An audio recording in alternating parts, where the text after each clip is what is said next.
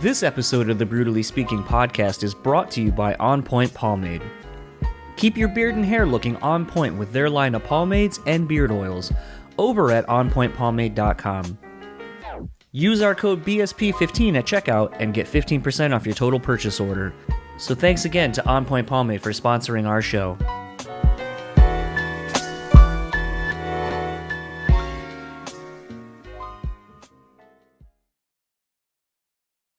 This episode is also sponsored by the Bean Bastard Coffee. Head over to thebeanbastard.com and pick up any one of their delicious hand-roasted coffees. Coffee lovers will also enjoy their hand-cut and handmade espresso candles and soaps as well. If you're in the Buffalo, New York area, head to their store located at 448 Elmwood Avenue. And thanks again to the Bean Bastard for supporting this show. The Speaking podcast is proudly sponsored by Rockabillia.com. With over 500,000 officially licensed items in their online store, you're guaranteed to find something you need. Use our code BREWtally and get 10% off your total purchase order. Now on to the show.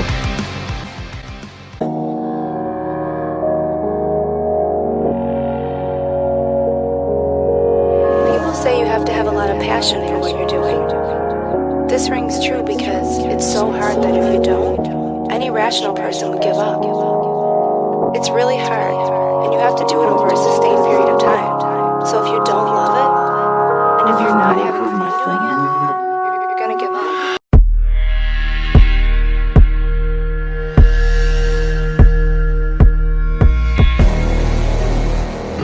What's up, everybody? Welcome to another episode of the BREWtally Speaking podcast. I am your host, John, and this episode's guest is the legendary Brian Fair of Shadows Fall of Overcast.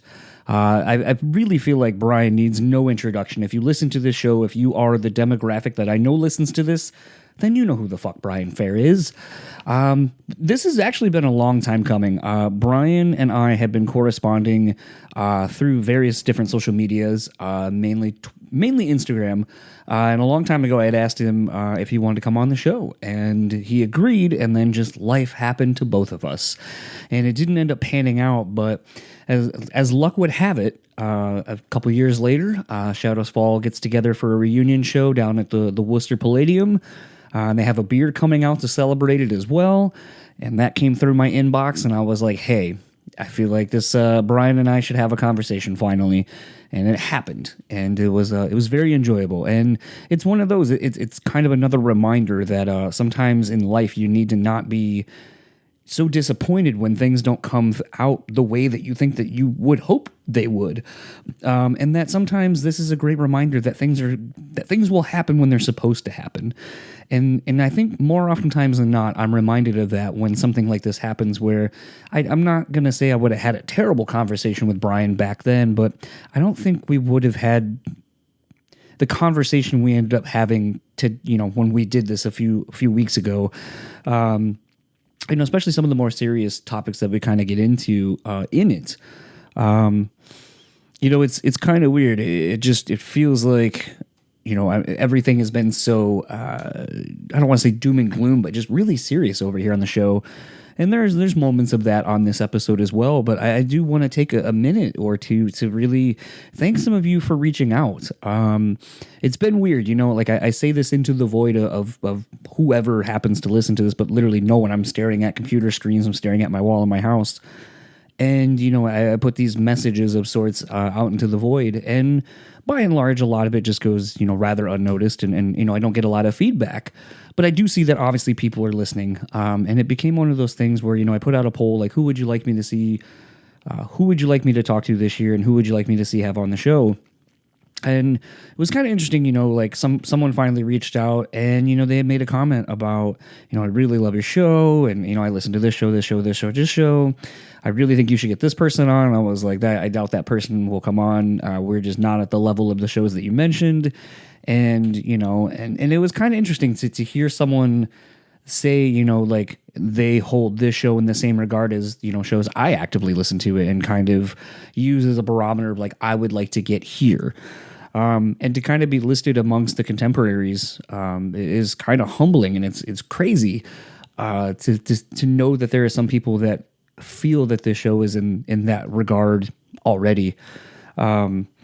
But it was kind of interesting to kind of peel back the curtain a little bit on how we get guests and so forth, and sometimes the stature of a guest is a little bit unattainable just based on how busy that person will be during their press cycle and so forth, and it just is what it is. But beyond that, the one thing someone had asked, and I feel like it's so commonly known, is just they were like, well, what can we do? What can I do to help get the show growing or whatever? And really, it just is a matter of showing people and sharing it, and kind of maybe not like the person doesn't have to download every episode and listen every week, but just show them a show, and maybe like the one that they may like with someone that I've had on from a band that they love. And that's all it takes. It just takes natural organic growth like that.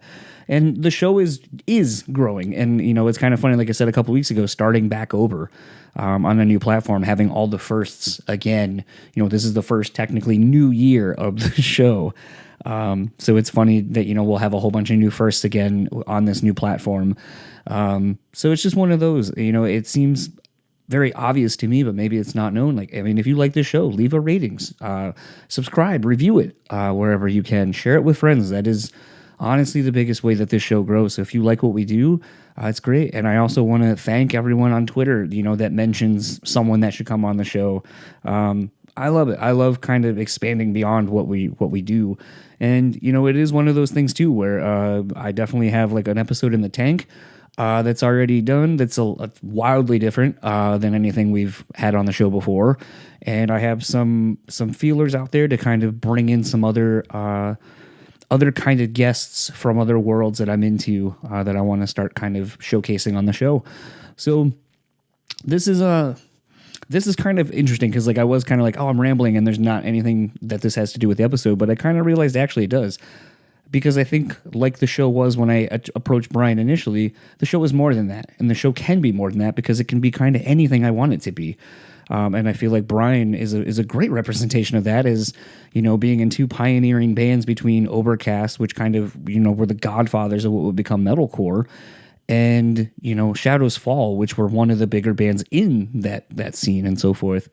But to know that he's so much more than just that. I mean, like, the dude, in an era where you kind of were either a sports fan, a music fan, of this fan, of that fan, like you were compartmentalized, Brian is just an amalgamation of anything he likes, and I fucking love that about him. Being a diehard Boston fan, as well as, being into Fish an awful lot, more than I think I could ever be. But it is one of those where I just love the man is unapologetically himself and is unafraid to take risks professionally in his personal life and so forth. So I think that's kind of how that all ties together, is just not being afraid to explore what makes you happy and kind of learn to grow within all of that. So without further ado, let's get into my conversation with Brian Fair, and I'll talk to you all on the other side of it.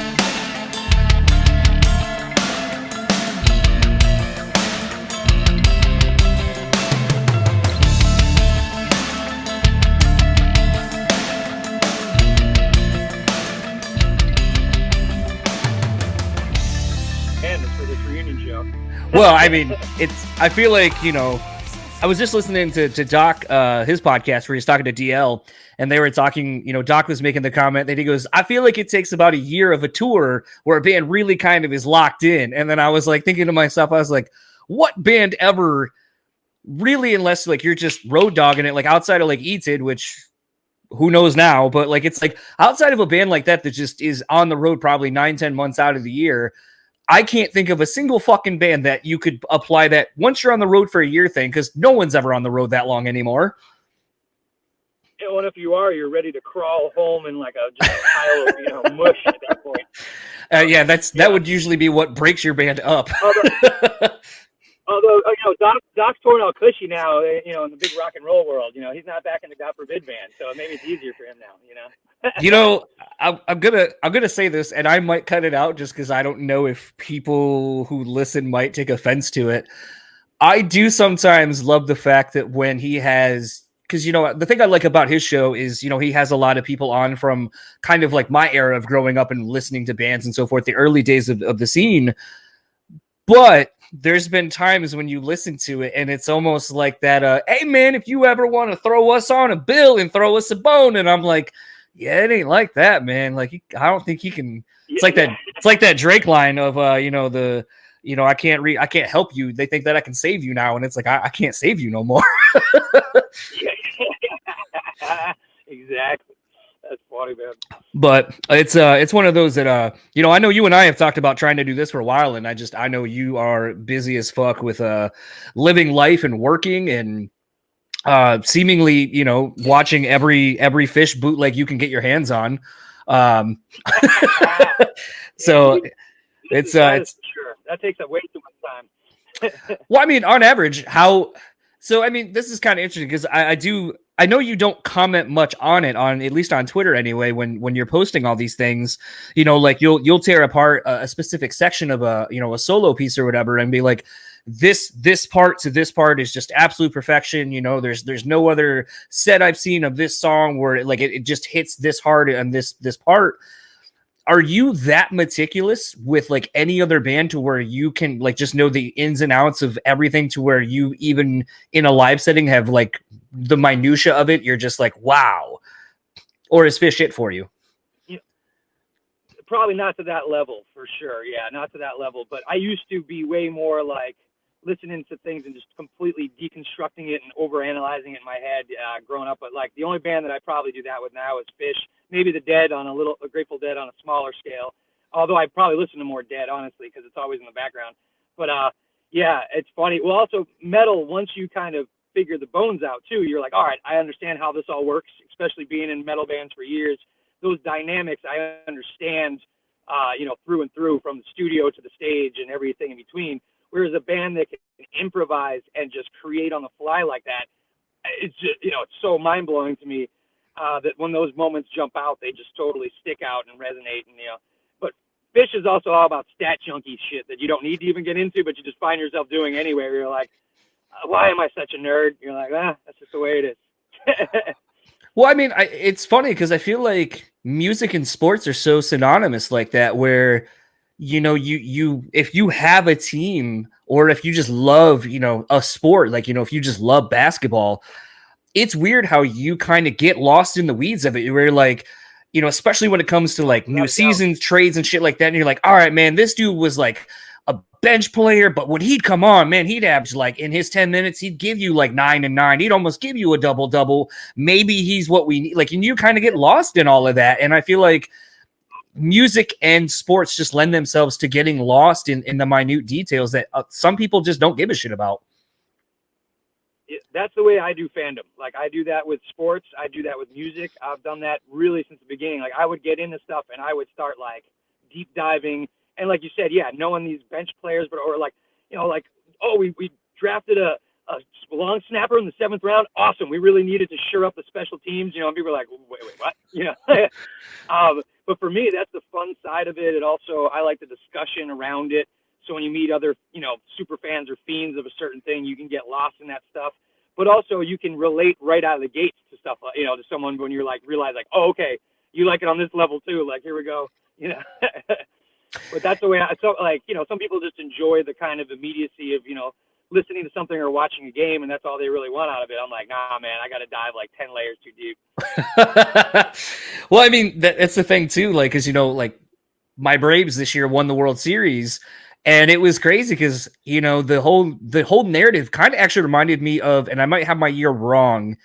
So you might actually be able to help me with this because I think you're a fan of this team. But I think it was the 2007 Red Sox that beat the Yankees, like those come from behind wins to beat the Yankees to get into the World Series. In the World Series.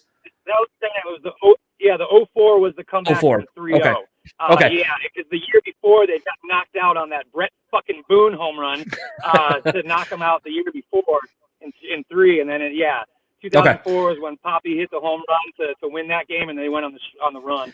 Okay, I almost said 04, but I was like, they did win in 07, but that was they've had that weird, like, once they got the monkey off their back, they went on to win those couple more random ones through the years. So it's crazy. Yeah.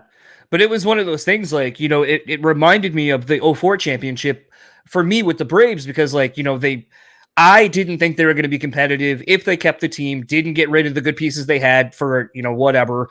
And I didn't think they were going to be competitive until, like, starting this season. So, like, the fact we've made the playoffs, we had a deep run last year, being a game away from the World Series, lost to the fucking Dodgers.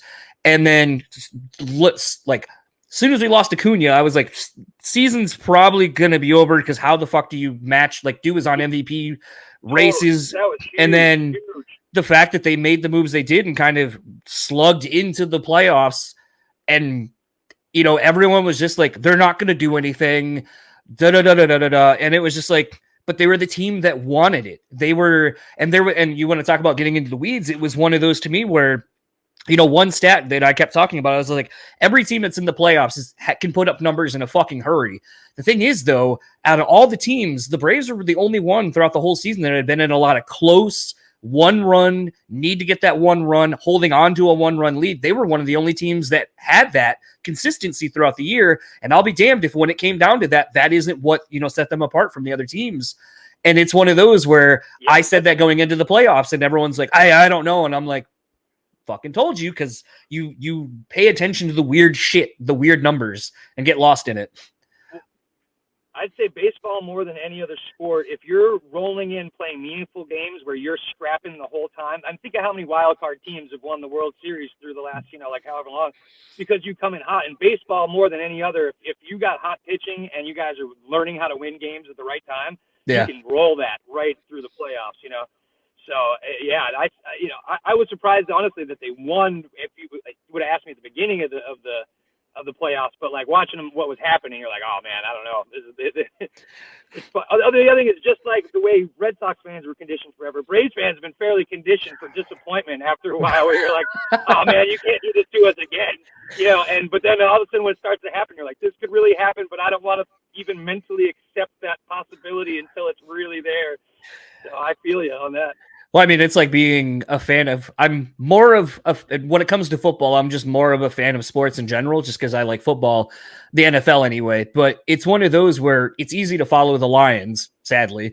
And it's one where, like, we were just in Buffalo for the Eats at Christmas show, and we stayed and left Monday, but we went and hung out at a bar and watched the Bills game. And everyone's like, oh, you just, like, if you're not from here, you don't understand. And we're like, hi, we're from Michigan. You ever heard of the Tigers or the Lions? And they're like, yeah, okay. And we're like, and they will let you think that you have a second. Like, if there's 2 seconds, you think that maybe they can pull it out. I go, at least, like, the Bills, like, have done something. They've won games. They don't give you that false hope.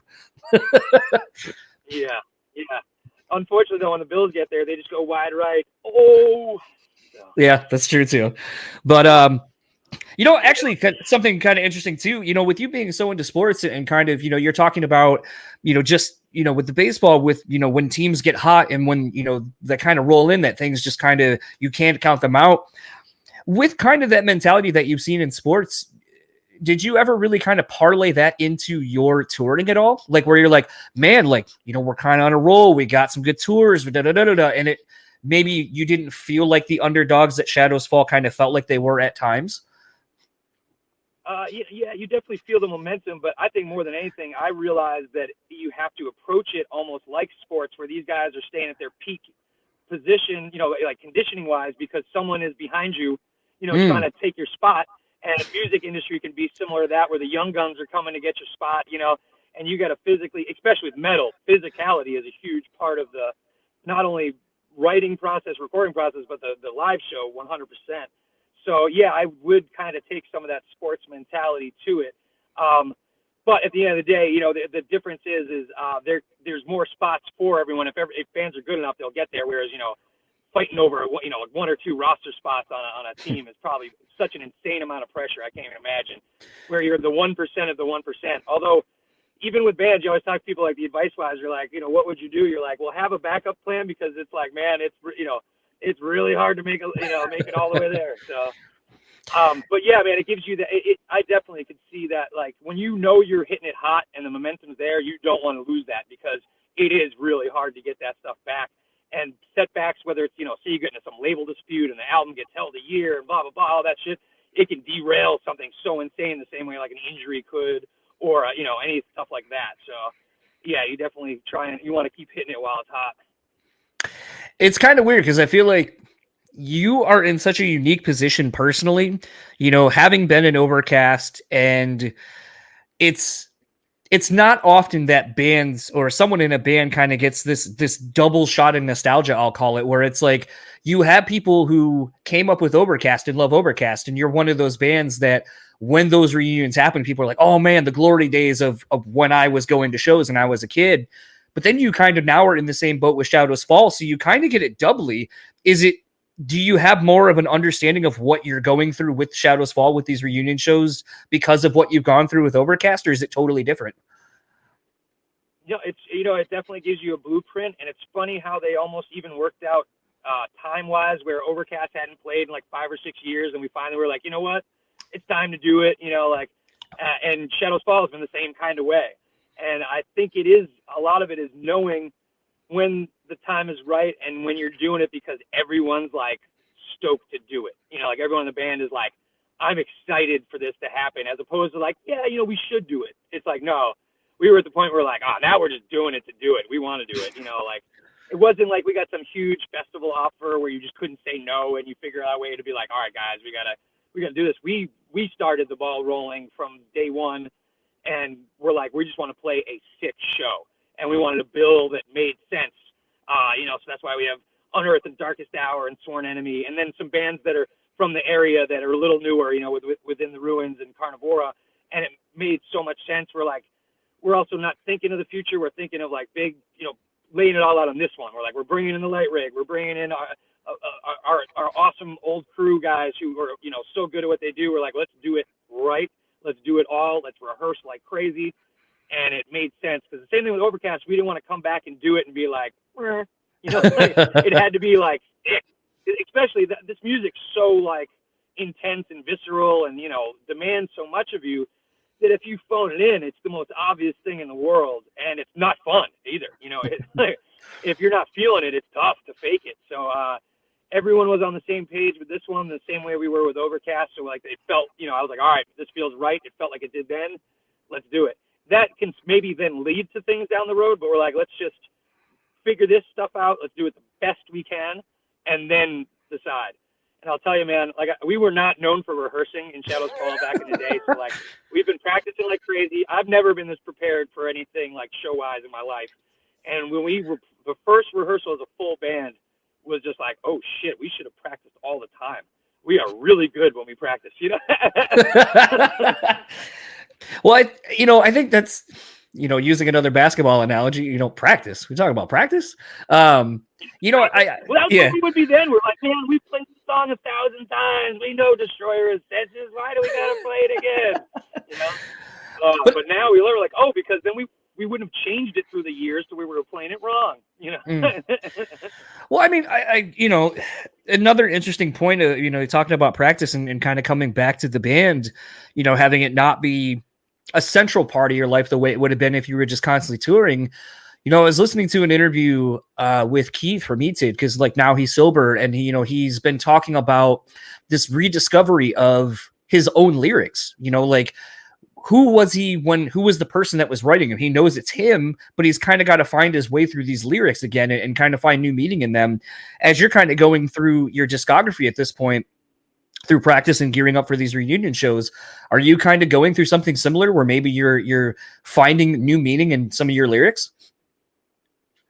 1,000%. I was actually just kind of talking about this with someone. It's not even realizing what to me was the term I'd use, because I hear a 100% chronological, biographical like stream of who I was, what I was into, where my head was at, what the ideas I was like sorting through, and I never realized it. A lot of times you'd be like, I don't know, there are lyrics that just sounded metal and made sense at the time, and I might have known where I was trying to go, but just it was more about like, just kind of stream of consciousness happening. And now listening back, I'm like, oh my God, I was like, I know exactly what like where I was at through this. I know now what I didn't know I was thinking about. Like the subconscious is totally on the sleeve. And then I also get nervous because I'm like, oh damn! I was like, I bet you other people realized this more than I did at the time. Or probably like, you okay, Bill? Like you need a hug. You need to talk about some things. And I'm like, yeah, I probably did. But thankfully, I also had a metal band to get a lot of that stuff out. So, but yeah, it was a complete sense of discovery, and it was almost like eerie how chronologically I could see like who I was through it, all the way right up till the end. And it was very, it was sort of like cathartic to sort of go through that and be like, oh, cool, man. Like that, it gave it way more meaning to me as a big picture. Like, because I'm super proud of all the records for different songs for different reasons, but like now I'm like I can kind of look at it as a one sort of body of work and be like, all right, man, that's cool that I can now like kind of see that laid out in front of me in a way I never knew was happening. Yeah, it's interesting. A thought I've kind of been talking about a little bit on the show over the last, I'd say, month or so, is this duality kind of that you as the artist live in versus what we see as the fans, because typically we're always, as fans, 2 years behind you. So the things you're going through after you're releasing a record is what is informing what will become the next thing. So we're always playing catch up. So whereas you're kind of like, yeah, I've already talked about that. I've already expelled it. Like, I'm good. I'm ready to start moving forward and getting new life experiences. You're now stuck perpetually looking behind while still kind of being forward. It's a very weird phase. And like I said, duality that you as musicians and artists are kind of stuck in because of how in metal and rock, how it's not like rap and pop where it's just you can put something out and the song may be a month old and you're still kind of feeling it. You're like, yeah, I already did that and I'm ready to talk about the new shit we're working on, but you got to wait for the record cycle to go through and start all over. Well, if you also think about it, the writing process starts sometimes so much earlier than that by the time these songs are grounded through, you're like, you're almost over it sometimes, and you're like, and we're just beginning the album cycle. Mm-hmm. Yeah. So, like you said, it is funny that like not only the band, and but also, yeah, like you said, like this is where our heads were at and where things were at, like while we were doing this, and now we're sharing it with the people, and they're kind of getting into it even, almost backwards. But what is cool for me always is some of those songs take on a new life when you start playing them live. And it can almost be a double-edged sword, too, because there are definitely times where you hear things like, oh, man, I would have totally now, after playing this for a while, done this way or whatever. But that's what makes albums unique, where they are legitimately a snapshot of where you were exactly at that time. Because, down to the performances, you can hear it, what was, and you can't replicate that no matter how. But it is funny. You're always going to have those things of like, oh, well, man, now I got this little cool thing I do live that I would love to like add in. Nothing ever seems finished in your head, but you're like, that's why it's kind of good to just be like, nope, that's what it was. And sometimes you have to actually stop the recording process so you don't keep tinkering, or adding or, just getting caught up in your head, overthinking it. So, but it is weird to like listen back because even this show, I rehearsed to the record for, months before the band got together because I was in St. Louis and they're in Massachusetts. And I hadn't heard the album versions in sort of scrutiny in a long time. And it was funny. I'd be waiting for this little thing that Jay would do live that wasn't there. But then also, though, I realized I was like, man, we started throwing the kitchen sink at some of these songs 10 years down the road where I'm like, some of them were better, like just down to the bare bones, too. I'm like, all right. And when we rehearsed them, we were like, there's always going to be a new fill here or there and stuff like that. But yeah, there were a lot more like, wow, okay, we practiced to the record and it sounded like the record, the tempos are there. So, because yeah, man, by the end, 10 years later, you're playing an old song and you're doing it at Mach 10 with all these crazy extra stuff, Well, I think that's one of the interesting things I think that rock and metal kind of has going for it is because it's a scene in a genre that, promotes more being on the road and being live. I feel like it gives the bands time to play these songs out in rough demo form and just kind of be like you might be like, oh shit, that part popped off a hell of a lot more than we thought it did. Let's kind of do something that maybe builds up to it. And it kind of allows you to kind of do some songwriting on the fly as we were kind of talking earlier, Fish, it's not quite the same, but it allows you to kind of go, oh, that part hits a little bit differently than I thought it was. Let's kind of work that and build it up a little bit more. So it's even more. And I don't feel like you see that quite as much in pop or rap because it's kind of more about the final product as it exists. Exactly. That's the thing is I think hardcore bands and metal bands are given some of that freedom by their audience where they'd be stoked to hear a new tune. Granted, maybe not all, you don't want to go there and just hear all stuff you've never heard.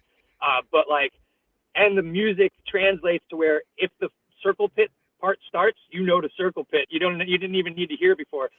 I would always joke about Hatebreed in the early days would play a song I knew no one in that building had ever heard, and they're killing each other and hitting every accent because you're like, well, here's the mosh part, and it's fun because it also gives the band an opportunity to kind of shed some of that stuff, but also have fun for themselves, to be like, hey man, this new song we're super psyched about. You guys are cool enough to let us play it. Whereas if you tried to do that at a real big pop band, people would just be looking like, just play the hits, man. We're not trying to hear your other side of things here. I don't know the words to that, Yeah, it's so weird. It was, my wife kind of pointed out at one point, and it was such a turning point for me and how I mentally separate what shows I go to. Cause I love going to hip hop shows. I love funny enough, when we were at the Tid the Season, Ice-T was on, he was one of the second headliners on night 2. And as people are someone tried starting a mosh pit toward the end, and I was like, not the right vibe at all, dude. You're kind of fucking the vibe up. Yeah, but it was. Count. Yeah, this isn't body count. Yeah, don't knock over my beer while I'm vibing out to Ice-T, man. So it was one of those though, where I kind of was looking around, and I said to my wife, I was like, this is going to be interesting because and I'm generalizing, but I was like, I don't feel like 90% of these people in this room have probably ever been to a hip hop show. And it'll be interesting to see how they react to it. Cause it's not a hardcore show vibe. It's a totally different vibe. And you kind of got to have been in a hip hop shows. It wasn't an OG like Ice-T if they'd been going any hip hop, it was new school style, which probably has mosh pits and people crowd surfing and stuff. Where you're like, nah, man, this is no, I'm just saying new school kind of hip hop can get a little more like that. Whereas they're like, nah, man, he's just coming out here to drop some OG shit on you, man. But it was kind of funny because this is the second time I've gotten to see Ice-T do a rap set. The other one was when they did when he opened for NWA, which was not. It was basically MC Ren, Cube, and DOC, and it was about 20 minutes of an NWA set, and then became basically an Ice Cube greatest hits show, which was fine. I still had my. You're talking about exactly, but you're like, I wasn't here to find out it was a good day. I'm just trying to hear from the dope man. Come on, let's do the NWA. Yeah. But it was funny because I would tell my wife, I was like, it reminds me of when we went and saw DMX and Slick Rick and Eric B and Rakim and some of these other, like you're saying, kind of the old OGs of the scene and stuff like that. And it's weird though, because it's when I like going to shows like that, that's why I like going to different shows and experiencing different things. But I feel like I was talking, I go, it's really cool that Eated has tried, and some of the older bands try to do that, where you have the mixed bills of what we kind of grew up going to see, where it might be, here's a fucking ska band, here's a hip hop band, here's a whatever, and then a metalcore band or whatever. And it's cool to have that diversity, because when you start being able to pick those influences out in other people's music, that's when it gets fun, because you're like, oh, I see how this person brought this style in or whatever. And I just feel like there's not a lot of that anymore. Sadly. There really isn't, man. And it's funny because once the touring cycle became a circuit and there was way more infrastructure to the metal and hardcore touring, bills got very at least complimentary. It wasn't as man, the early days, you look at some of these flyers and it's just crazy. It's all over the place. And even the early festivals, those early Lollapaloozas had at least one straight hip hop group, at least one almost country alt rock kind of vibe. Then there was always an industrial band, it always had a lot of flavor to it. And I grew up completely that way. Overcast's second show was with the Mighty Mighty Boss Tones, we would play with anyone, anywhere. And then we also played with the Lords of the Underground, who were hip hop and stuff like that. We didn't care. But even within heavy music, we would play with a very melodic-y kind of hardcore band and then a death metal band and all that. That wasn't so strange then. But it definitely became that. A few kind of festivals in the early 2000s tried to start that, whether it was Sounds of the Underground or whatever. But we already noticed that the scene had gotten a little more like closed off to that sort of thinking audience-wise. It's always great. The bands, if it was up to every band and every booking agent and manager has to talk you off that ledge of like, we want to bring in all these insane bands that sound nothing like us because that's what we want to watch every night. And they're like, yeah, that's great. That is not what we're doing. You know, you're like, damn it, we tried. Yeah, it's wild to see that though, and I feel like sometimes, you know, you were just talking about kind of the newer hip hop scene, like, you know, having been to some of the newer stuff too. It's kind of weird because I do feel like the underground hip hop scene is kind of what the underground hardcore scene used to be, even kind of in feeling of when you're there, that kind of sense of like shit just pops off and caught in a mosh for real. Like, it reminds me of it on almost like a venue and approach to the show way, where it's these small kind of underground little venues. It's very DIY in its own way. And yeah, like you said, a lot of now the point is the interaction between, you know, audience and band in a way that was more like a hardcore show. And I think that's because, you know, that whole mentality of hardcore shows became more like visible through history. Whereas when you see that, you're like, that looks like the most fun shit ever. Like, you know, the first time when you're young and you see real footage of a hardcore show that you didn't know that kind of thing existed, you're like, that looks like the most fun way to see music possible. And I think it starts to translate into kind of those other genres, you know, because it is always funny to see like, yeah, just dude straight stage diving and crowd surfing at hip hop shows, you know, which is great.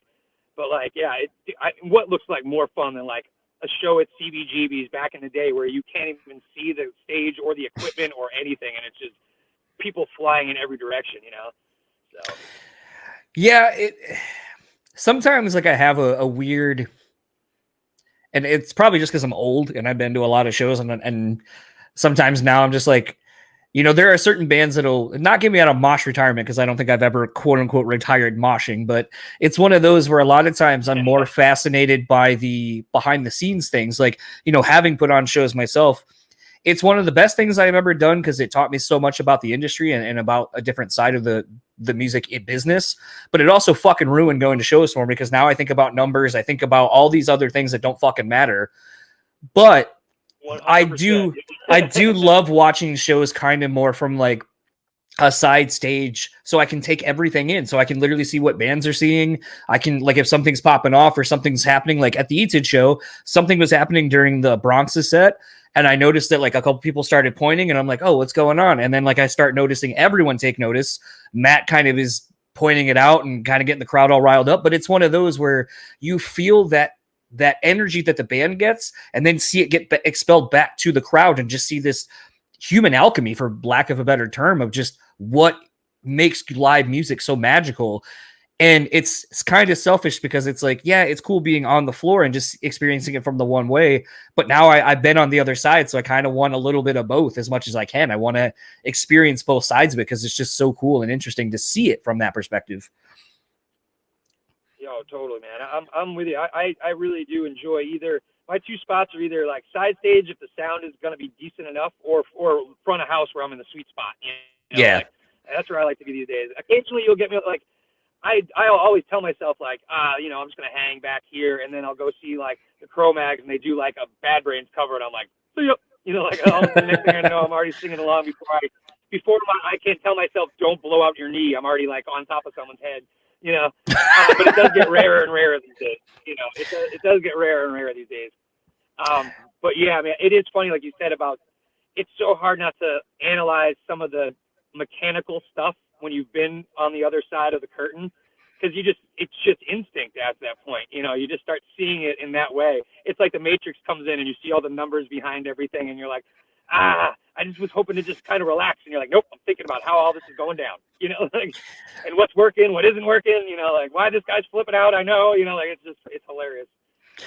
But I mean, like that, and then that was kind of the funny thing too, is like, you know, I had this weird moment of like, you know, in the last year, like I've gone to therapy, and one of the things that I was struggling with was more of thinking about things too much, like thinking about things that haven't even fucking happened and not being present. So that's something that I've really been working on in the last year.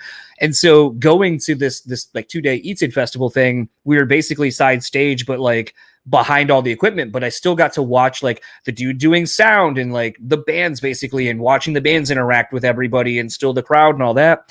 But it was one of those that the guy Sonny from Hate 56 that records all these awesome shows that you probably have seen, videos of on clips from. But it was weird that, I had this moment of like, I didn't take any photos or videos really the whole weekend, and I was very present.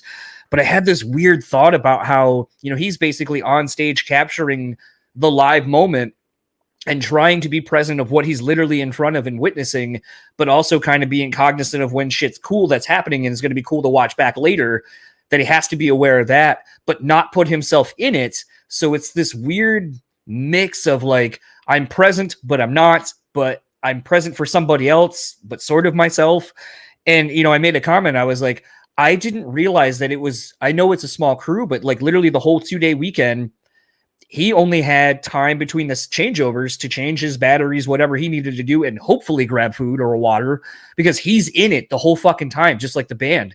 And he also doesn't have that time when the set's over to decompress and go on. It's like, all right, wash it away and let's get ready for the next one. And I'm like, how tough that must be mentally. Like, you're just probably so fucking wiped.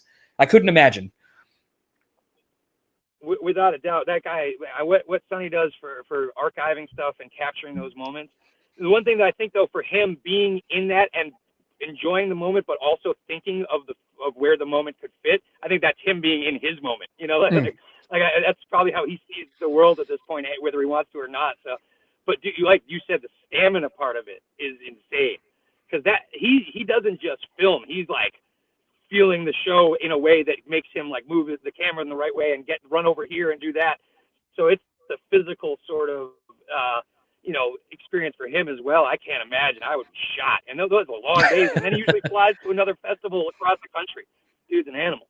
So yeah, it's I first met him when he did an Overcast show for us, and I was just like, dude, just blown away by the way the footage came out, and then just watching what he's grown is incredible. It's awesome. It's definitely one of those where at first, like, I didn't quite get it, because it was always, I saw the This Is Hardcore sets, and I was like, it's cool, like it looks cool, like it's rowdy as fuck, just like I expect. But the thing, as I started watching more of it, where it's like, here's this band, I went to Japan, and then I like show you some of the Japanese music culture.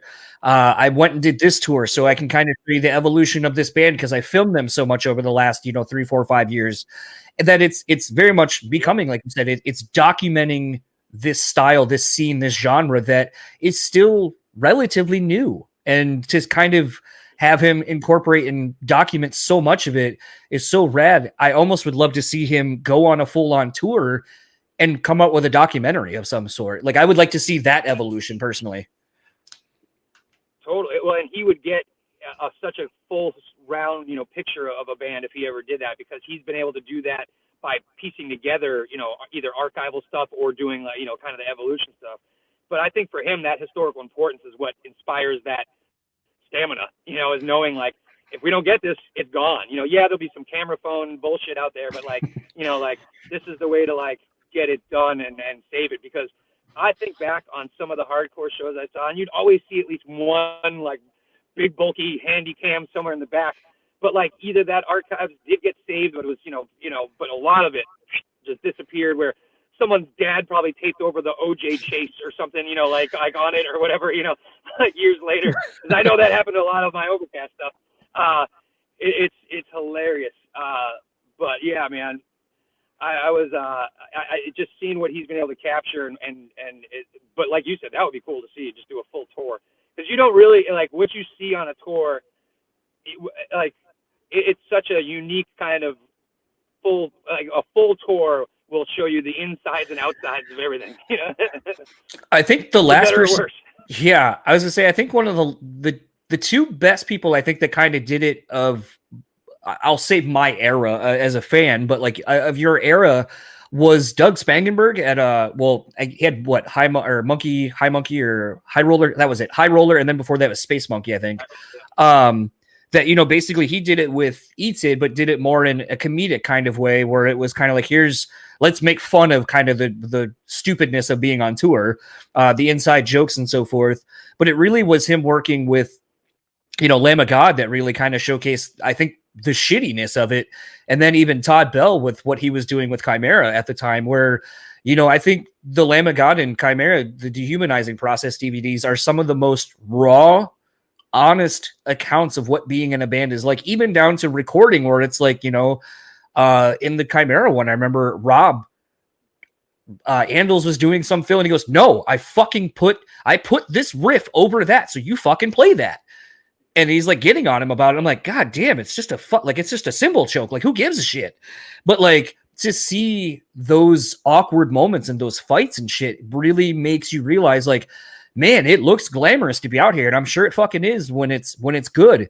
But when it gets bad, it's really fucking bad, and it can be. And it's like it was those DVDs that kind of really made me realize, like, man, I guess I really need to appreciate these bands that stick it out and go play some of these shit tours or shit venues when no one's showing up and they're still giving their all.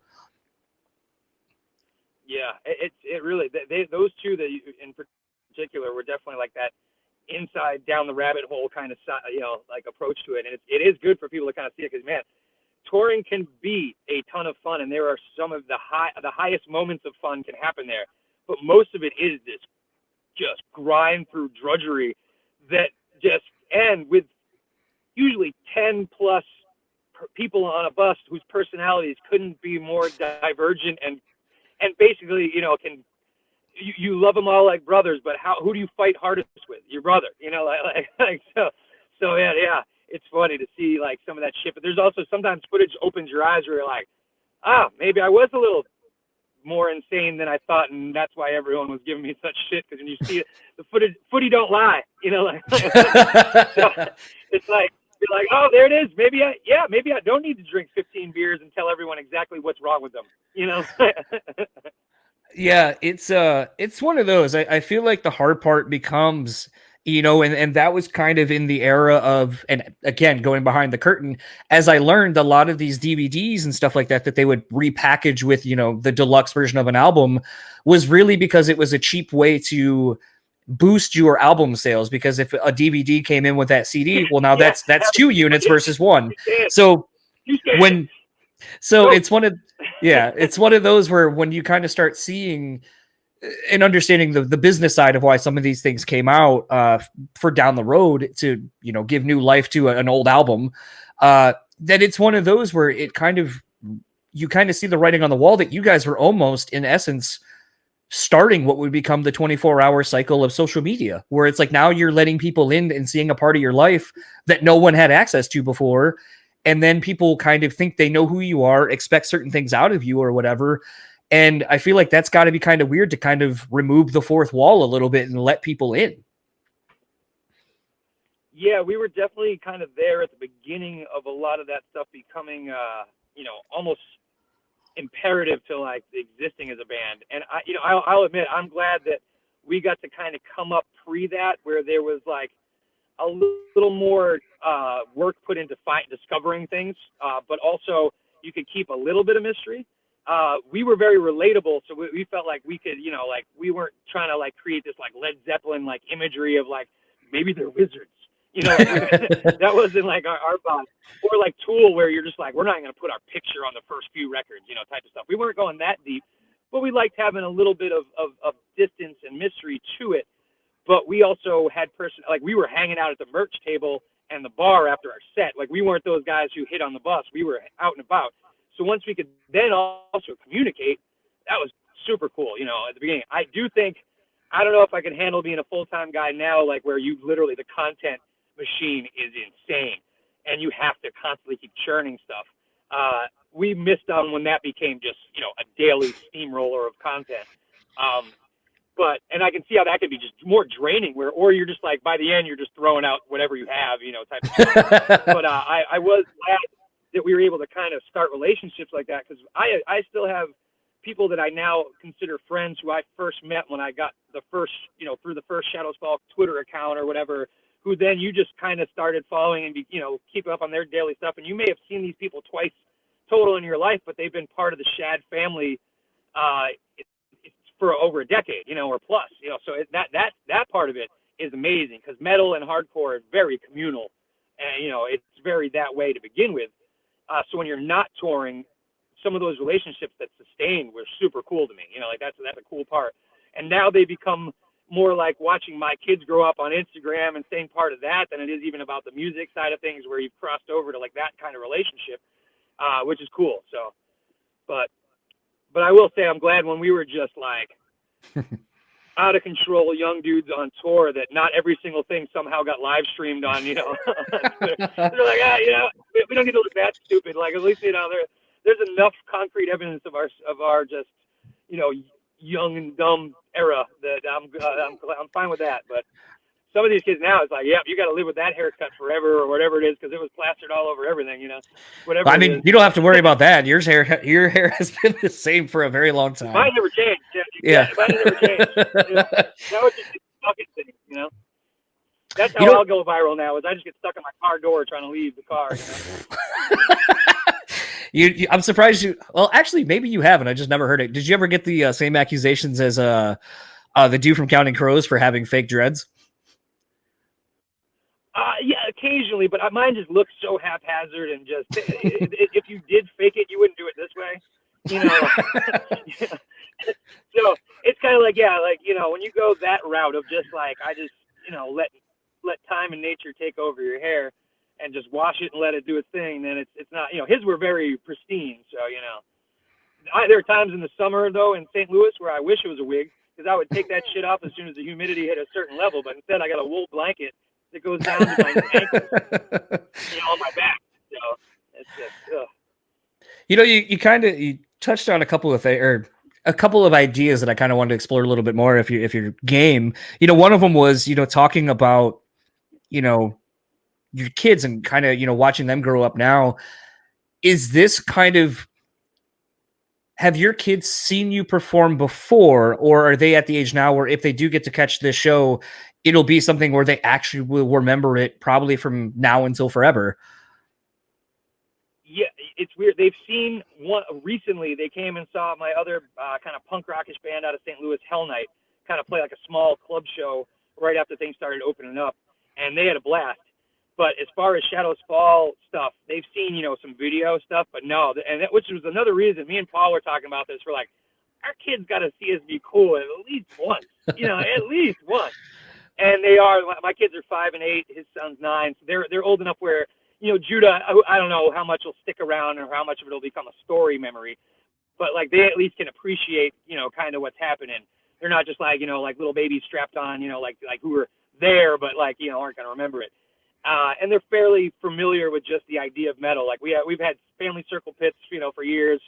And, you know, it was such a proud moment. I come around the corner and Pantera, Far Beyond Driven's on the record player. So the vinyl's on, and my son is just on the couch, just air drumming like a fiend. And like, you know, not for anyone else. You know, there's no audience for him to do this. And of course, you know, then my wife sneaks around the corner and gets a video.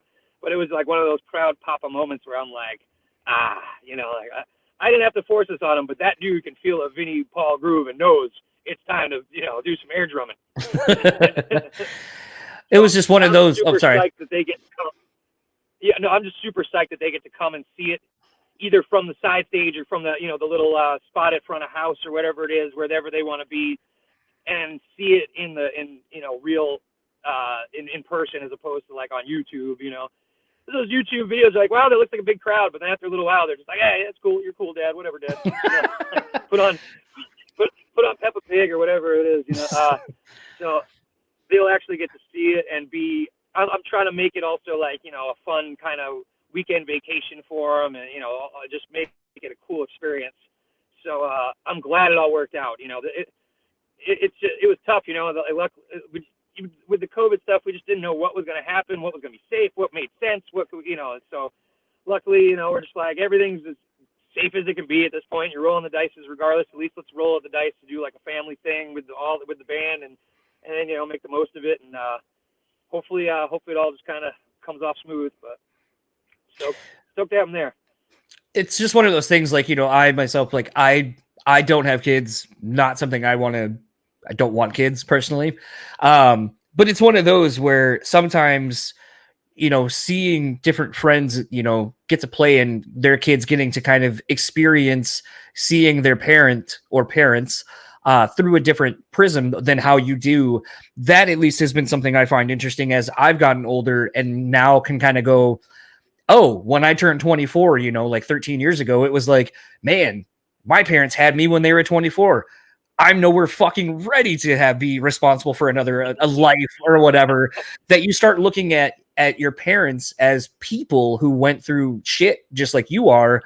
And so I think that's kind of the interesting thing, where your job is, your career was something completely different and so unique, like we were saying earlier, the 1% of the 1%, that it kind of would be interesting to kind of see it from a child's eyes and kind of see how they look at you differently. Maybe going to this show will kind of give them the wonderment of like, oh, I want to go do this. This looks like so much fun. And now it starts them kind of down on that path as well. Yeah, exactly. I have no idea how it'll affect them, but there's no way it can't. Like as far as that's just like that's just another experience to give them. That I was lucky enough to have so many of those crazy type of once in a lifetime musical experiences, and but it does, like what you said about perspective on your own parents. It does, like as soon as you really have to change everything in your life to bring in like a child, you're like, oh, sorry, mom, sorry, dad. You probably had all kinds of other ideas, and there's not an option, But like you said too, when I was at that age, I was not in all ready. So I had kids pretty later in life when I was like, I can dedicate to this now. Whereas, if I would have been like that age then, it would have been just not good for anyone. But also, I was ready to stop touring when I had kids, because I had also done it, for decades. I had a blast. Things were starting to really just kind of ramp down, where like if you're going to do it on that level, it's going to be not only just a full-time job, it's going to be a full-time job where you're just kind of making it happen. So to, leave the kids behind and not have something where it's like, all right, this is our best option. It was, it kind of becomes too selfish. And I was missing so much, because my daughter was born and I still had a couple of years of touring, and I watched her crawl for the first time on Skype and like, in middle of, in Bulgaria of all places, and you're just like, oh man, this is tough. And then as soon as we were having a second kid, I was like, all right, I just can't be gone this much. So, it also helped that I was mentally ready to get off the road. That would be really hard if the road still had its claws in you.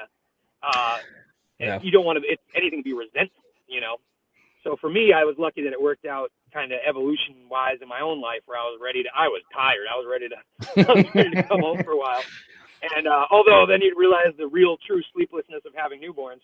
I will tell you, being in a touring metal band will prepare you for newborns, because most nights I had to deal with someone screaming and waking me up at 2, 3 in the morning and possibly vomiting or pissing all over themselves. They were just normally a 6-foot dude with long hair instead of like a little baby. So I at least was ready to handle some of these scenarios. So, And your food being eaten too.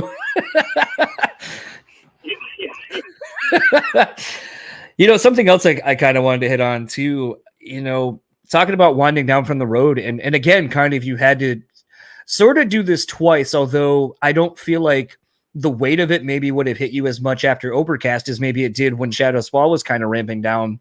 But just this kind of figuring out who you are when you're not who everyone thinks you are, if that makes sense. Everyone, like, there's this, because I feel like there's this thing, like, I'm kind of now known between doing shows, doing this, like, there's this perception that I'm this, even though I'm so much more. I'm a person beyond what this is. But I would imagine it's the same thing and exponentially more being in a touring band, that people have this identity of you through, that when you're not that for someone, that it almost becomes this thing of like, well, who are you? Who are you to me, and who are you to yourself even? Did you kind of go through that at all through, both bands, kind of the end of either one? 100%. Because you got to remember, like Overcast, it was probably lessened by the fact that I did join Shadows Fall not too far afterwards. But before that, I'd been in that band. I was, in my early 20s, and I'd been in that band since I was 15 years old. So it had literally been a third plus of my life at that point, where I was Brian from Overcast, and you literally have like that name, So when it stopped, I didn't really know. I'm like, I luckily was, still pretty young and didn't have a whole lot of responsibility. So I was able to, and I was super fortunate to have these guys interested in me, joining Shadows Fall. So, but then Shadows Fall, it was taken to a whole other level where you're like, this has been your livelihood, and your constant number one driving force in your life for a decade and a half plus. And also it becomes, since it's a self-expression, it becomes, part of your overall being. And so when that starts to diminish in a, somewhat, business or commercial sense, you kind of take an ego hit regardless of how, solid you are with yourself or whatever. There's no way to not be like, oh man, what, you don't like me no more? Like, so as it starts to go down, there's no way to not notice that shift of like, oh, when you're here and you've seen a million bands going this way on the other way. So you start to, kind of see it. And we also, we didn't want to necessarily continue on just to do it either. We could have kept touring at a certain level, and when we stopped, we just didn't want to get to a point where we're like, all right, now we're just doing this to try and make some money and get through it and whatever. Like, we were pretty torched. And it was also the first time once Paul had a kid that we'd ever had a lineup change since, the early 2000s, when we had a drummer switch. So that we started to be like, all right, we've seen enough metal bands have like 9 other dudes in the band in a short period of time, and we were a band, we were like 5 dudes. But for me, the biggest adjustment I had to accept was you'd been living a pirate life for like, for me, it'd been 20 years, because Overcast, if I worked a job, it was a shitty part-time job when I got home from doing shows that I could care less about, like I still was living like a pirate even when we weren't on the road. So the idea of that can be like, well, what do I do then? And also you go to put together a resume and you're like, pretty big gap between my last official job during the Shadows Fall years that wasn't just me yelling at someone, so the work history looks a little funny, even if you've been nominated for 2 Grammys, So I was really fortunate that family brought me home first. I'd been smart with my money where I had a bubble too, where I didn't have to like dive into like, all right, I need to work tomorrow if we don't play. I'd been squirreling away stuff and living like, I kind of lived like we were when we started as a band till the end, where I just never assumed we had any money coming in. And when I was on the road, I lived off of road stuff. I didn't spend money. I just lived off of like rider and per diem and whatever. So I at least had a buffer zone, which gave me some time to like kick it with the little kiddos and be able to find a job that made sense. Granted, you can rip through a bubble real fast if you want to. Especially with kids. I got fortunate that yeah, exactly. The kids changed it all where I was like, all right, I've been budgeting like I was, but I also was willing to live like an animal, and I'm like, all right, I can't have the kids living off of like $2 a day ramen, all right. That's your per diem. But then I was fortunate. A guy I was skateboarding with out in St. Louis who I met, he worked at a company, St. Louis Music, that owns like a guitar company, a drum company, a bunch of different stuff. And once, a spot opened up, I at least kind of had an inside track. So I was able to kind of adjust in a slower, but also like, all right, cool. I found something that, makes sense and is something I'm down to do. And then was able to kind of transition into the next stage. So, but it was, as far as, the mental adjustment was huge. You're used to just, it was just an itinerary where you're in a new place every day and just, going crazy, to just being like, oh, I guess I'm here still, So, and also I will say the physical side of not being able to yell at people every day and get all that out. I was the quietest, mellowest dude during the day, because I was like, man, I get to yell at people for an hour every night, and physically get that out. Also didn't need to exercise because I'm running around like a maniac. And then all of a sudden that stuff stops and you're like, I'm an angry couch potato. What happened? Yeah. It's, I think that's kind of one of the things, the scene kind of is therapy, not only for the people performing, but it's also that for those of us who kind of find these bands and the outlets that it provides us. And, for me during the pandemic, at least, I was very thankful I had built this years before, because this, the opportunities to get people was even more, because people were just like, I have nothing to do. I'll do any interview. I don't give a fuck. Like, let's do something.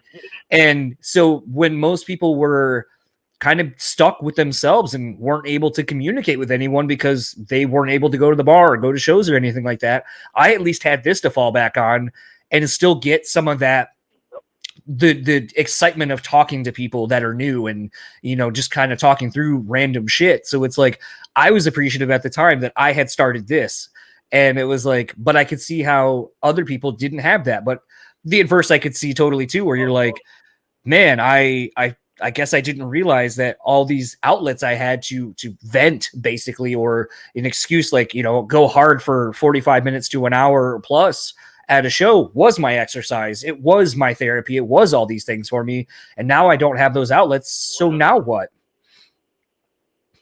100%. And that, honestly, the beginning of the pandemic, the ones people I felt the worst for and worried about was the lifers who were like, they've not known anything besides this for so long that it's not like, oh, I'll just come home and I'll figure out something for a little while. It's like, man, no, that it is a huge adjustment. And, you know, that it's just not just financially or employment wise, just that's been your routine, your everything. You know, it's crazy to make that adjustment. And, you know, I luckily, you know, I'd already kind of been in my groove, and for the beginning, it was weird too for me, the same kind of thing where the beginning of the pandemic, I was like, man, I got so much family time and I was doing so much stuff around the house. I was actually getting more creative where I'm in my home studio messing around, you know. I was like, you know, being trapped in my home, I was like looking for that after being literally on the move physically for so long. But the people who weren't ready to make that change, that's a tough ask, like on a dime, you know. And it was on a dime. I saw those first shows start to get canceled, and I was like, man, this is going to be like just an absolute faucet turning off soon. And it was just like, that's it. It's crazy. Well, I can speak to this because, like, you at least know these people, but, you know, and I've said it on the podcast, but it was just so interesting to see how fast it happened. So literally, I was interviewing the Killswitch ABR Light the Torch tour was here in Grand Rapids. It was the second day of the tour. I interviewed JB from August Burns Red, and we were kind of joking about potentially the over caution about, you know, COVID and all this kind of shit.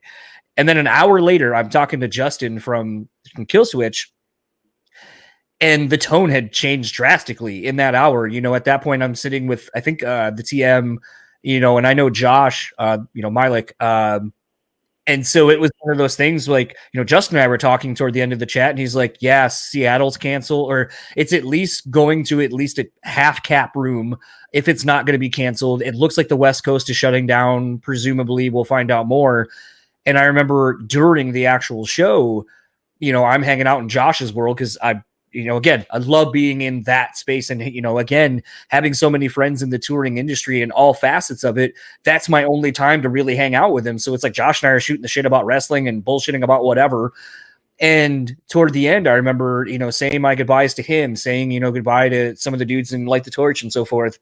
And they were supposed to play Detroit like a week later. And I was like, I don't know if I'll see you guys next week. We'll see what happens. And then literally the next fucking day, everything shut down. So it's like to have literally been kind of behind the scenes and in a matter of an hour, just seeing how different the vibe behind the scenes was about what's happening, to then literally the end of the night, all of us kind of going like, I don't know if I'll see you next week, I guess. And kind of really getting the last goodbyes out. You know, it's one of those, like, I remember my wife's like, can we leave? Can we leave? Can we leave? And I'm like, no, I'm going to say my goodbyes. I want to say my goodbyes. And I'm like, so glad I did. Cause it's like, I haven't seen any of them now in like 2 fucking years. So it's crazy to see how fast it really happened. And literally be at one of the last shows.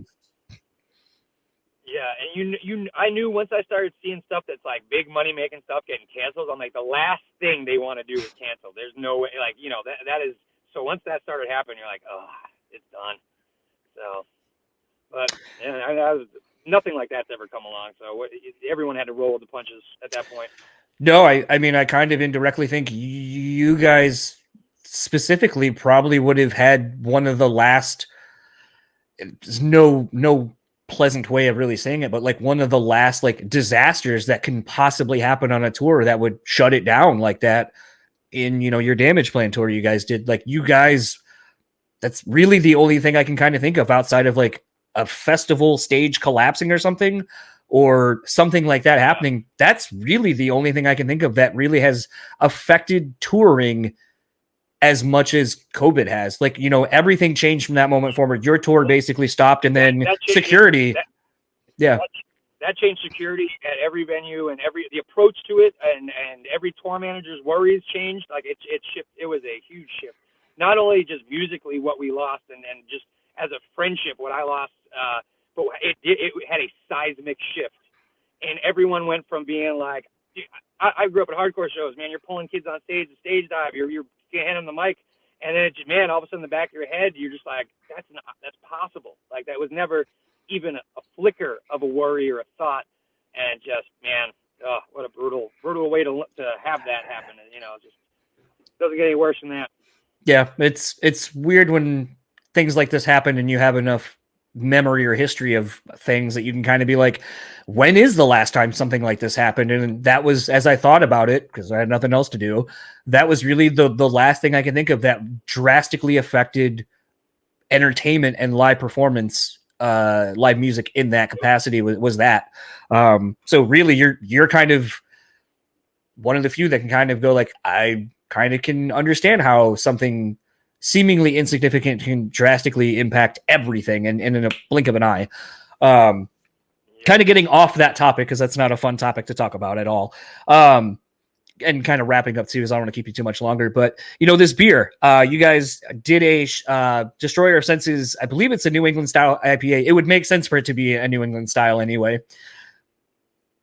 Correct? Yes, indeed. So yes, New England style pale ale actually. Pale ale, okay. And honestly, to transition from any story about Dime into beer is, a very natural progression anyway. So he'd be proud and raise one with us. So, but yeah, I mean, we teamed up. Tony from Within the Ruins, the band that they're also playing the show. He has a brewery called Tin Bridge Brewing, and we've always wanted a Shadows Fall beer through the years. Our old manager, that was one of his only goals. And how it never happened is crazy. Although I guess it wasn't as, there wasn't as many kind of local sort of craft beers that could kind of do that, and doing the canning and the logos. It seems like such a more kind of easy thing to pull off these days. But so I'm glad it finally happened. And they're great people to work with. Like we were just out there on Monday for the release, and he's got not only a great little brew pub with food trucks and just a cool spot. There's a recording studio in the back, and he's got all the stuff set up. We're like, man, if we're going to do a beer with anyone, another fellow Western masshole like us who's in a metal band, we're like, I mean, it doesn't get any more perfect. So we were super psyched. We ripped through the keg of the first night there. But we'll be selling 4-packs, and I think they'll have it on tap at the show as well. It is a very drinkable beer as well, because honestly, I love a good craft beer. I love all kinds of beer. Matt and John, if they can't see through it, and it was, if it's not an American Pilsner of just doom in a can, they don't want nothing to do with it. So to get them, for them to find a middle ground between what I wanted and what they wanted, we came up with a perfect compromise where there's a ton of flavor, a little bit on the citrusy range occasionally, but it's very drinkable, and it came out perfect. So I was very stoked. The cans look amazing too, man. They do. The cans look really awesome. Very, very psyched on that one. So yeah, and there'll be many of those raised, I believe, on Saturday. So. Yeah, it's funny because it might be a mutual friend of ours. You may know him through proximity at least, but Tyler Strotzel used to work at Tin Bridge, Joel's brother.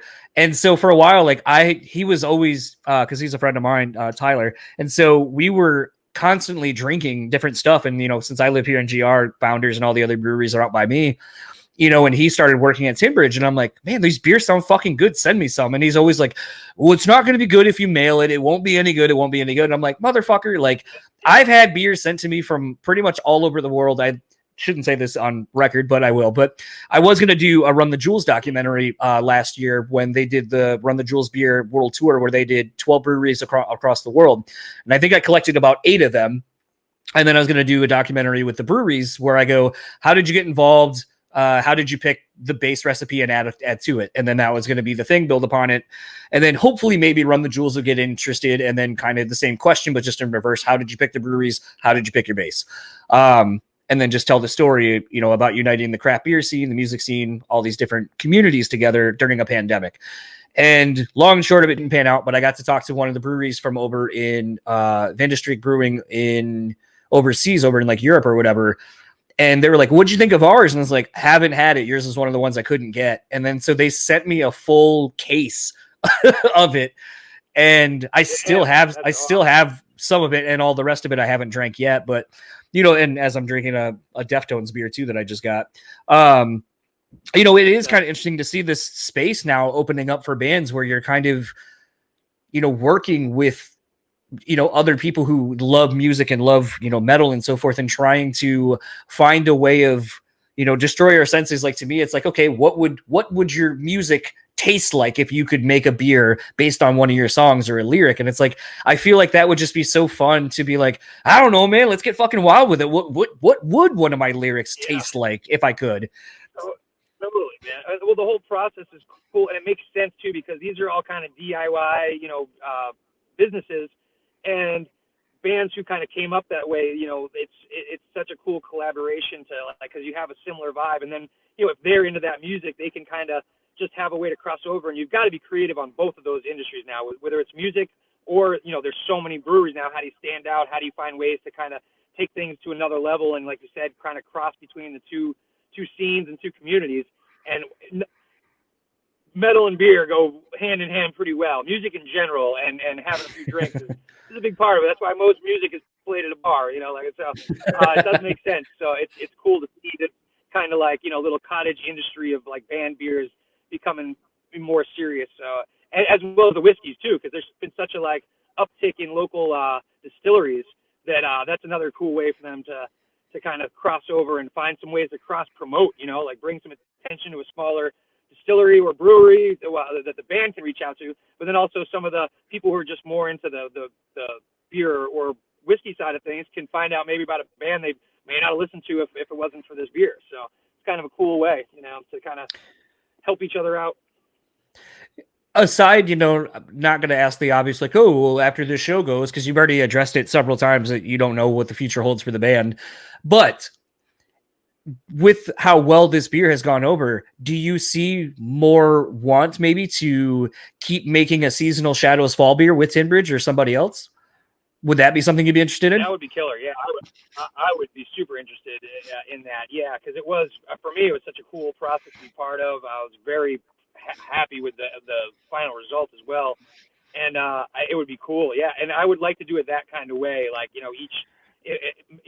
who knows what we're gonna do, but if start doing that would motivate us to do like a holiday show every year, like do some sort of seasonal, like. Although the one thing we might have to like do the real destroyer of senses, like 10%, like holiday beer, down the road, do the double. Oh, so we'll see. So the doors are open still. So I was going to say that would be definitely a bourbon barrel aged one where you can coming in at like a 12% or something. Exactly. Take it to the next level. Absolutely. Well, I don't want to keep you any longer. Thank you so much for taking the time to chat. This is a lot of fun. Is there anything? This won't come out in time for the show, but is there anything you would like to promote for online? Any bands or anything? Not a whole lot to promote these days. I'm still playing with my band Hell Night, which you can find on Instagram and Twitter and everything like that. It's Hell Night Band. As far as Shadows Fall, we couldn't be more thankful for the overwhelming kind of positive response to the reunion and all the people who helped out to make it a success. I have no idea where it'll lead from here, but it's been such an incredible experience so far that we're just super thankful, and it just helps put everything in kind of perspective, and it's been a blast. So then down the road we shall see, but all of us will be making more music, so you'll be hearing from all of us whether you want to or not. So well, thank you very much again for taking the time.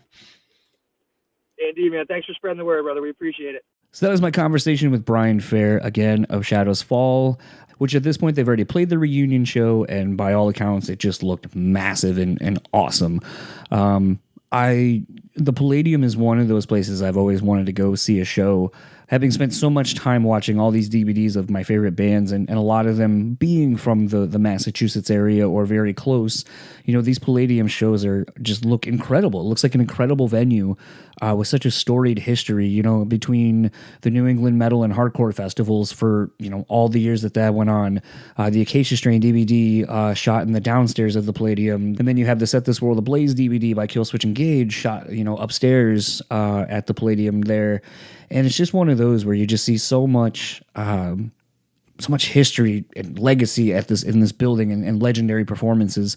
It's always been a place I've wanted to go to, and to see Shadows Fall come back. You know, as Brian kind of said, as some headlines have been picked up since, and some of the press Brian's been doing, never say never. You don't know what the band's going to do. It probably will not be ever at the capacity that it was, but the fact that it can exist in some capacity now, I think is really awesome, and gives me hope that maybe some light touring will happen and be able to see those guys again. And as you just heard, I was not able to get one of those goddamn beers. I tried so hard. I even knew a friend of mine works for Tin Bridge. I was trying my damnedest to get one because, you know, I love trying different drinks. I love trying different band beers. I love seeing, you know, the story behind how do you put a beer and flavors with a band and what it makes you think of, or a song or whatever. I'm actually probably going to have the owner of Tin Bridge on here pretty soon. I wanted to do a 1-2 combo, but that just didn't work out with the holidays and all that. But what you actually heard me open up, because like I said, I like to try new things. Someone at a bar I go to knows that I'm adventurous when it comes to drinking, and asked me if I'd had these things called Press, Press. Apparently it's the new seltzers. I knew nothing about them. They have 3 different flavors, and the one that I grabbed just randomly is a grapefruit cardamom, Cardamom. I don't even know what that is. And you know what? That's okay. I'm going to take a taste real quick. Wow, it smells really good. Wow. That's actually really good. What's crazy about that is almost like, unlike some seltzers which are way too carbonated, this is like really chill on the carbonation, which I kind of like, even though you just possibly heard me burp. That's actually really good. I don't even see where it says who makes them. XYZ out of Milwaukee. So I guess if you see these, try one. They're actually pretty good. And they come in at a whopping 4% as well. So definitely a really easy drink to go down on a social drinking. But beyond that, I've just been drinking a lot of water lately because I've been shoveling my fucking snow, because it has been snowing nonstop the last 24 hours and my snowblower broke out. So I've been drinking a lot of water to stay hydrated while I'm shoveling like a peasant. All of that said, I do want to thank Brian real quickly, kind of to wrap things up. Toward the end there, you know, I had this weird epiphany talking to Brian about, you know, just how things have changed. You know, him coming back from not playing in a while to now kind of having these COVID rules in place. And it struck me so quickly, and it was such an out of left field thought. But when I had it, I was like, man, I kind of realized like he was in such a first person perspective of going through something that literally changed the music scene, the music industry, live music industry overnight. You know, being on that Damageplan tour and, you know, what happened to Dime. And it kind of felt, I didn't know how to ask it, but I don't know. It was one of those that, like, when I came over, I was like, that's such an interesting thought I'd never thought of. And I didn't know if maybe he had kind of, where it's just like, you know, he has lived in a time where, you know, he was directly a part of something that drastically changed everything to, you know, now he's coming back to playing in another new set of circumstances that has possibly will alter the live music industry forevermore. Like, I don't know. I don't know if meet and greets will ever exist the way they used to. I don't know if bands and so forth will take more care about the people coming backstage and so on and so forth. So I don't know. Like, it's kind of interesting. It's an interesting thought to think of. So for those that maybe listen to that, I didn't mean any disrespect with that question. It just was one that came to me and was really kind of interesting and profound that I'd never heard him answer. Not to that capacity. I mean, I know he's been asked about the legacy of Dime and all that kind of stuff, but not, you know, from what is it, you know, how did it feel? And, you know, you're a part of this event that literally changed everything. So I want to thank Brian for answering that question so honestly and meant a lot. He didn't have to. So thank you, Brian. And if you would like to keep up with Brian, you can find him on Instagram and Twitter at BrianShadFall. If you'd like to keep up with the Shadows Fall guys, you can find them on Instagram and Twitter at Shadows Fall Band, or you can go on Facebook and find them at Shadows Fall. Hopefully they're going to be a little more active. Like I said, we're not entirely sure. So just keep up with them and see what happens. Speaking of keeping up with everything, if you would like to keep up with our sponsors, it's simple enough. You can go to rockabillia.com, use our code BREWtally, and get 10% off your total order. Head on over to The Bean Bastard. You can go to thebeanbastard.com, pick up some delicious coffee. They have my favorite blend right now. The shitter's full. I am literally going to get off of this. I'm going to order a couple of bags because I need to not have it run out like last time, and I didn't get any. And last but not least, On Point Pomade. Keep your beard and hair looking on point. Use our code BSP15 and get 15% off your total purchase order. And if you'd like to keep up with the podcast, it's simple enough. You can find us on brewspeakpod.com. There's a landing page for everything. And as I said in the intro, rate, review, subscribe, however you want to do it. Reach out to us. You can even email me, brutallyspeaking@gmail.com. Simple enough. You want to send me a suggestion, tell me I suck, whatever. Totally fine. I am open to any and all forms of email, criticism, whatever. So without further ado, I'm going to end this episode, and I will return next week where our guest is, well, I haven't done the episode just yet. I'm doing it tomorrow as I'm recording this. So you're just going to have to stick around and find out who the episode's guest is next week, and I'll talk to you then. Sucked. Oh, that fucking sucked. Shao Kahn, what'd you think? That was pathetic. Yeah. Yeah. Coach, what'd you think? Okay. Okay.